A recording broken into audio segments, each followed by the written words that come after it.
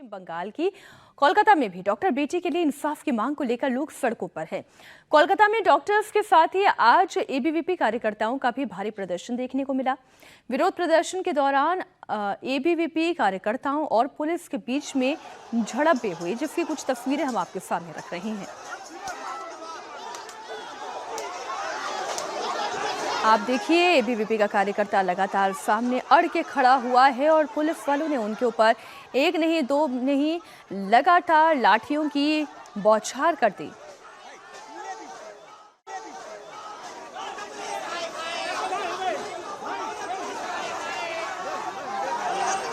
कई बार इस तरीके की तस्वीरों को आप देखिएगा तो ऐसा लगता है कि पुलिस की पूरी एनर्जी केवल प्रदर्शनकारियों को रोकने में ही जा रही है, बजाय इसकी समस्या का समाधान किया जाए। ये देखिए, एक के बाद एक लगातार डंडे इस कार्यकर्ता पर बरसाए जा रहे हैं।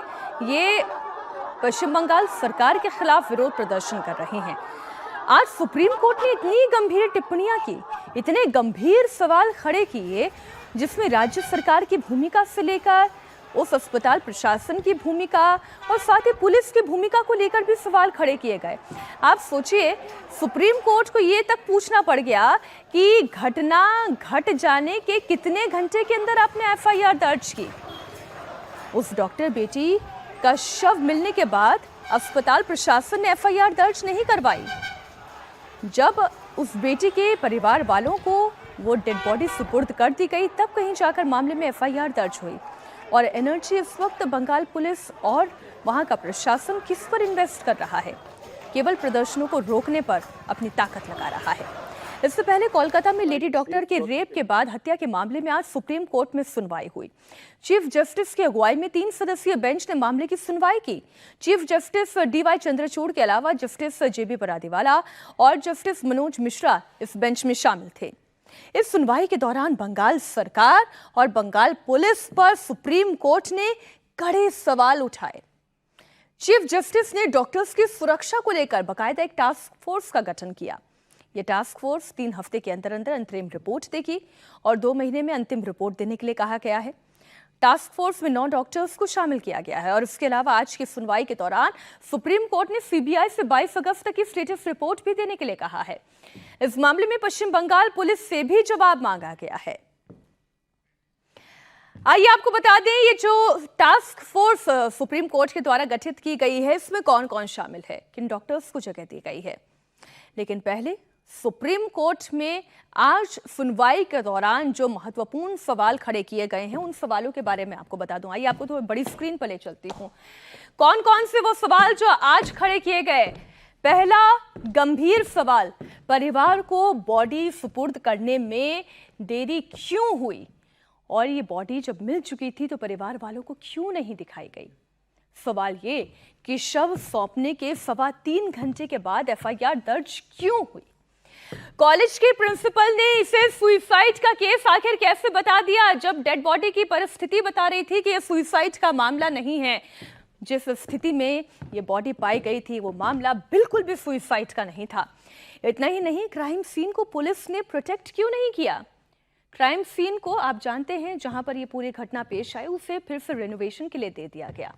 सवाल गंभीर था।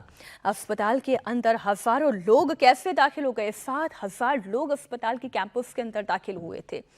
प्रिंसिपल को दूसरे कॉलेज में ज्वाइन कैसे करा दिया गया। एक जगह से उनका रेजिग्नेशन करवा के दूसरी जगह पे ज्वाइन कैसे करवा दिया गया, जब तक कि अभी पूरे मामले की जांच भी खत्म नहीं हुई थी।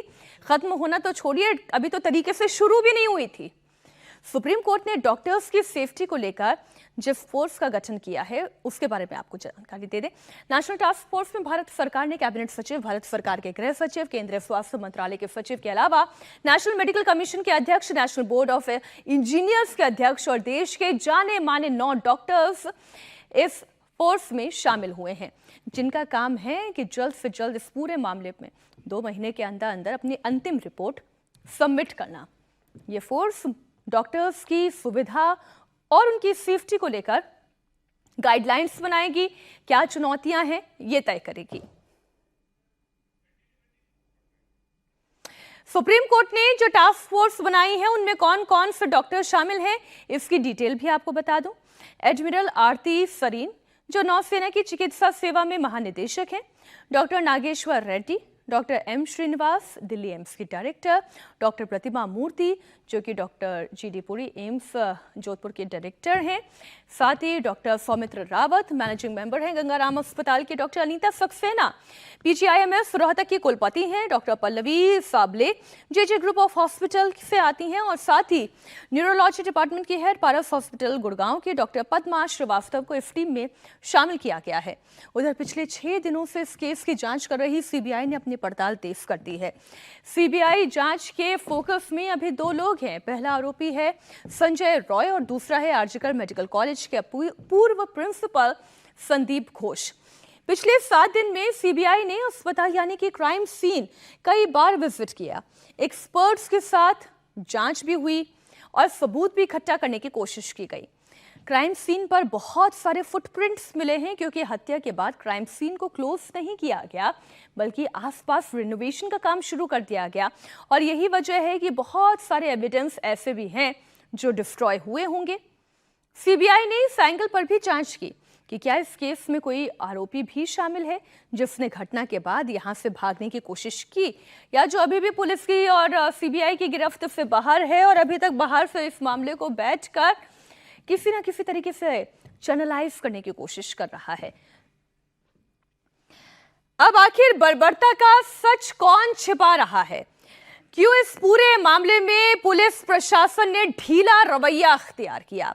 आज सुप्रीम कोर्ट ने साफ साफ पूछा कि एक अस्पताल के प्रेमाइसेस में 7,000 लोगों की भीड़ कैसे दाखिल हो गई और क्यों पुलिस इस अराजकता को संभाल पाने में नाकाम साबित हुई। पूर्व प्रिंसिपल संदीप घोष को लेकर सीबीआई कई एंगल पर जांच कर रही है। संदीप घोष से लगातार सीबीआई पूछताछ कर रही है।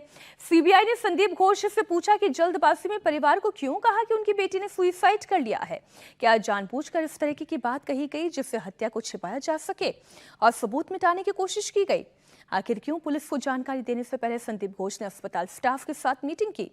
संदीप घोष ने तुरंत इस्तीफा देकर कहीं और ज्वाइनिंग क्यों की? कहीं खुद के ऊपर आरोप ना लगे ऐसी मंशा तो नहीं थी?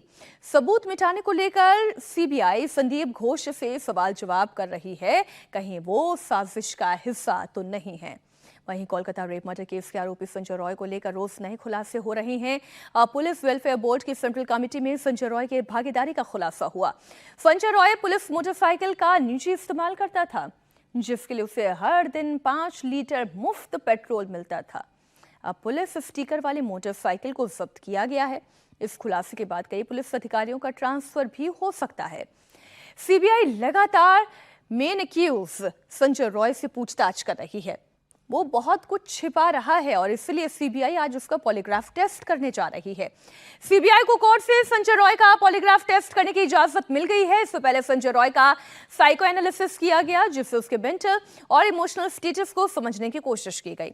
आज सीबीआई संजय रॉय का पॉलीग्राफी टेस्ट करेगी। पॉलीग्राफी टेस्ट से सीबीआई संजय रॉय के दिमाग को डिकोड करने की कोशिश करेगी।